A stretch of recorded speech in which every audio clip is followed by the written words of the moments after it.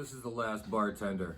A little bit of story time. I was thinking about something when I was waiting in line for the bathroom at the bar, and I realized that when I was young, when the bartender went into the bathroom, it was like the Red Sea parted. Everybody got out of the way. If someone was too inebriated and in the way, people would hold him back. Oh, he's got to get back out there, because they were thinking about everybody else. They were thinking, let's get this guy back to his station as quick as we can, or girl in the girls' room, I'm sure it was the same thing. Let's get her back out there as fast as we can, because you know that 20 or 30 people are going to get a drink faster if you just give up that 15 seconds that it takes them to take a piss and get back to making drinks, slinging drinks for people. And I had this whole thing, if you've seen all my videos, you know that I used to work at an elementary school. And it was during that whole time when everybody got a trophy, everybody won, they wanted everybody to feel special. And that's what a lot of people who have negative things to say about millennials say, where all that started, where all that came from.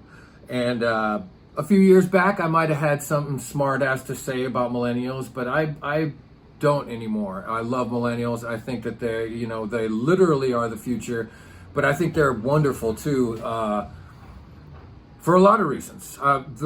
If you make someone feel that special, then the people on the outskirts feel safe. So when you're talking about issues of gender identification and how you like who you love, if guys dating guys, girls dating girls, girls dating guys that think they're girl, just all that stuff. It's amazing. Native Americans, if anybody was different, I know at least in Lakota, they were looked at as holy people. They were often the people that they would marry. They would be like a second wife to the fiercest warrior if it was a guy who dressed like a woman. Little people, anybody with something different, where in our society, especially when I was young, that they would be ostracized and pointed at. It's a lot safer for people like that nowadays. So, as far as the millennials go, and as far as people my age go and older, if you don't think life is going to kick anyone in the butt who thinks too much of themselves or think the world revolves around him, it'll happen. Give it time. You don't need to be the one out there saying, "Oh, these over entitled kids." Just shut up. Nobody wants to hear that.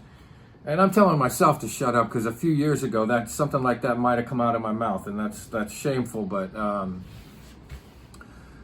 now the kids that feel comfortable are kind of ruining it for everybody. But I am willing to wait in that bathroom line if other people are going to feel safer, and the direction that we're going in, where people are paying attention to the environment more, and people are more conscious of what they're putting into their bodies, and not just going lockstep with whatever the government or the powers of industry, the banks, whatever they're spoon feeding you.